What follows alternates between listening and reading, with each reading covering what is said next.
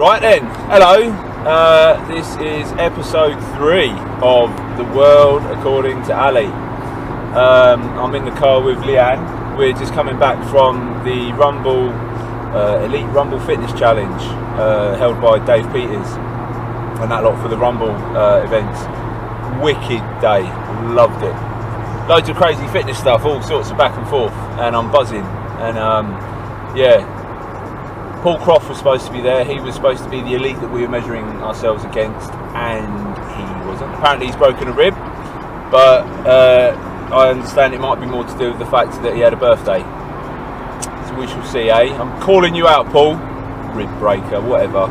Anyway, questions. Yeah, look for my write-up and all that on the event. It was really good fun. Well done, Dave P. That was wicked. I had a blast. Right, anyway, questions. What was question 1? Question 1 is from Nina Kambata, and she wants to know, why would someone make a mushroom shaped sweet and cover it in coconut? Why a mushroom? Why? So there you go. So that's question 1. Now then, I've got something, a prop as it were. Coconut mushrooms. Right? I've loved these sweets since I was little. They are amazing, and they're like one of my favourites. And I imagine it's a bit confusing. See, Nina has asked the question because she didn't know they existed until I said, would you like a coconut mushroom? Would you like a coconut mushroom? Do you not like coconut mushroom? I like coconut. Oh, for God's sake. I like plain mushroom. Anyway, why coconut mushrooms? Apart from the fact that they're really tasty, I've got a theory. See, coconut seems to be a big thing for the paleo movement, right? You know, in paleo they put coconut in everything, and it's all about coconut. So what I think is that paleo, obviously being short for Paleolithic and caveman and prehistoric and all that kind of thing, that's what makes me think this is the original mushroom. That right there, that's a paleo mushroom, yeah? So what we're looking at is the origins of the mushroom. So someone didn't make a coconut mushroom. I think this is the first mushroom, right? This is paleo, yeah? And then someone decided to genetically modify it and take out the coconut. And then they spread everywhere. And so now you've got just mushrooms instead of coconut mushrooms. And someone has obviously kept them alive. Thank God, because they're really tasty. But, you know, I've dropped my coconut mushrooms. No. Hang on, they're still in the bag. I was lucky. Don't want to make a mess. Don't want to drop my coconut mushrooms anyway.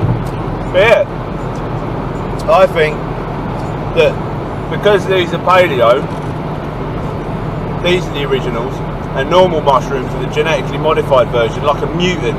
Why the hell would you take the coconut out of the mushroom for people like Leanne, who don't like coconut, but they want mushrooms? So they've created a mushroom with no coconut, and then those things have just spread like wildfire. Meanwhile, poor coconut mushrooms have to rely on people to bag them up and give them to people like me who still fight the fight that this is the original mushroom. So that's my answer. Why coconut mushrooms? Because they started it all. Paleo.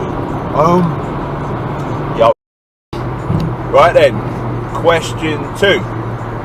Question 2 was from Angela Owens, and it is there a shortcut to getting results quickly? For I am not a patient person. Well, Angela, and everyone else, probably everyone else in the whole universe, myself included, you want something, yeah, something you haven't got, whatever that may be, yeah, or some future event, some future result, whatever it is, it's something you don't want, something you want but you haven't got right now, and you want it now, don't you? Right? That's totally normal. But the fact of the matter is, no. What shortcut can you possibly get? What are you looking for? You know? Generally, whatever it is you want, if it's in the distance, you need to work towards that distance. If you're thinking about shortcuts, you're probably not putting in the work, whatever it may be, that is actually going to create the result that you want further down the line. And I know there's a billion cliches and all this sort of stuff about you're only cheating yourself and all this sort of crap. But you know what? One of the things that like really gets me is that people ask questions in a really weird way, and so they frame things in a very short time frame. So typically, because I own a gym and I train people, the sort of questions I get are so weird, they're so wrong. The question themselves are just framed completely wrong, that there is no good answer. So for example, how do I get a six-pack in 4 weeks when they haven't got a six-pack, they haven't even got like much muscle at all, or they're really overweight, or they're just not in shape in general, or I've got a holiday in 6 weeks, I want a square chest, how do I get that? These sorts of questions, right? I've been asked those actual questions, and it pains me because the question is framed in such a way that the only result is failure, right? And what you have to do is anything like that, if you're not, say like you're already in really good shape, yeah, and you want to in 4 weeks just do a little bit more, that is possible.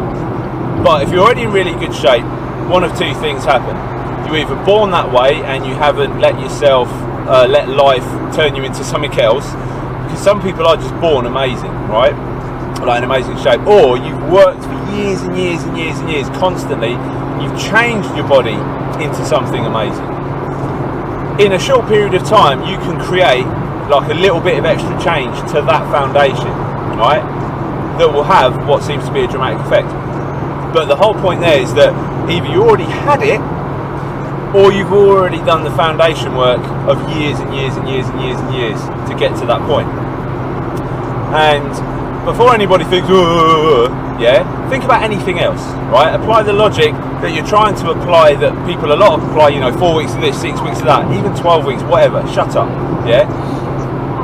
They apply that logic to getting a degree in a subject that you literally have no foundation in, right?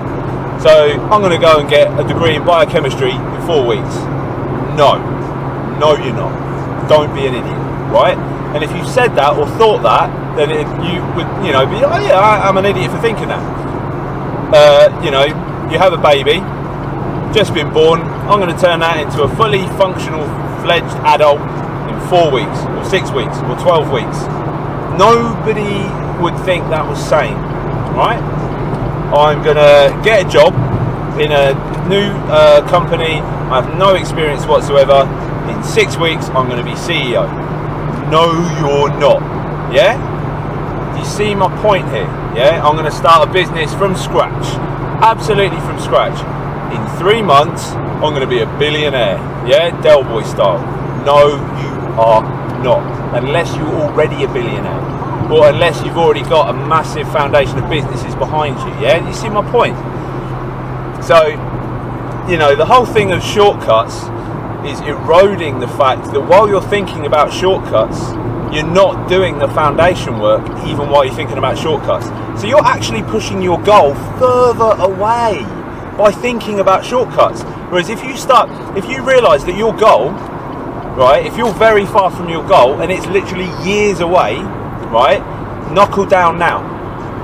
Every time you think about shortcuts, every time you think about, oh, I've got 4 weeks, can I make a change? You're not going to put in the work. And that means that goal that you really want is still years away. And it's always going to be years away. Whereas if you knuckle down and start thinking that every single second you waste thinking about shortcuts you could be putting towards that goal, you will actually start dragging that goal towards you.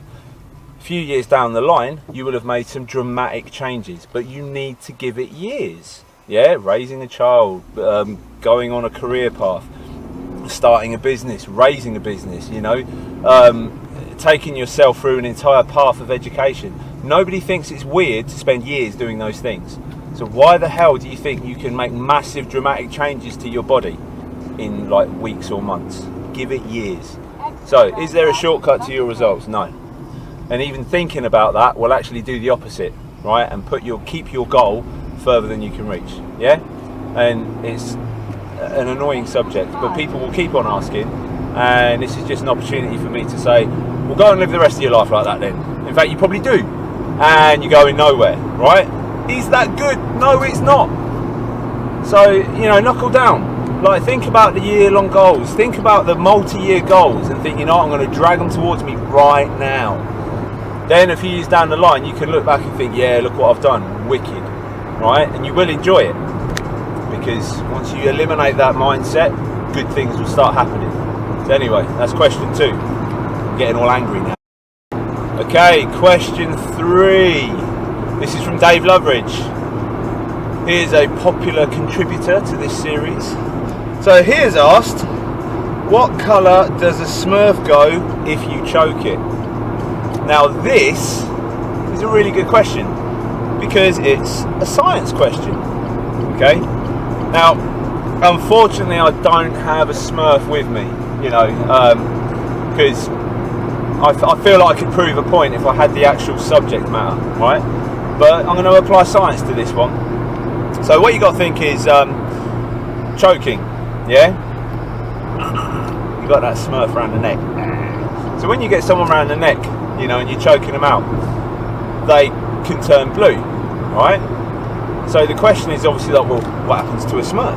Now what you got to think is, like, generally, like, we have this pinky tinge to our skin because the blood that's running through our body is oxygenated. Okay?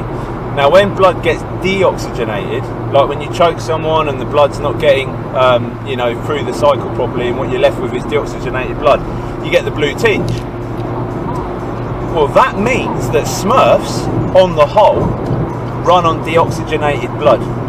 Okay? So if they run on deoxygenated blood, that means they don't need oxygen. Now, if they don't need oxygen, how the hell do you choke a Smurf?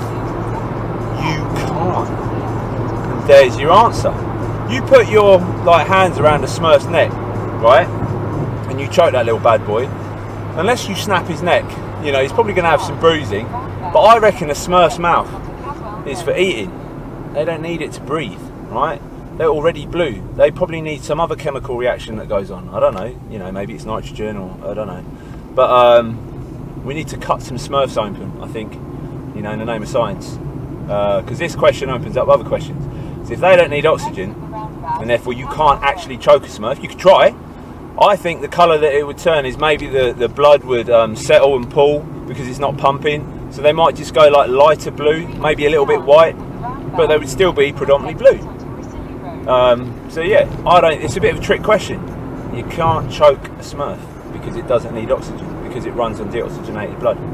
But we need further testing. So if anyone can, like, find a Smurf, kill it, send it in, and we'll do an autopsy.